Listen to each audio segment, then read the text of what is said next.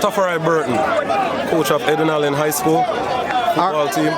All right, Mr. Burton. A last-minute goal. I know that's a gut-wrenching type of moment for you guys, because you guys put in a really good performance, scoring the first goal and really dug in.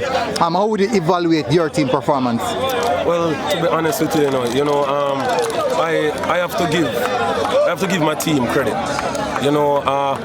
The team they play against today is basically a team that qualified the Traverton Maroon team for Premier League.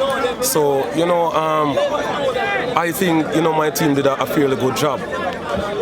Yeah, I saw quite often the players go down for cramps. Is there a fitness issue?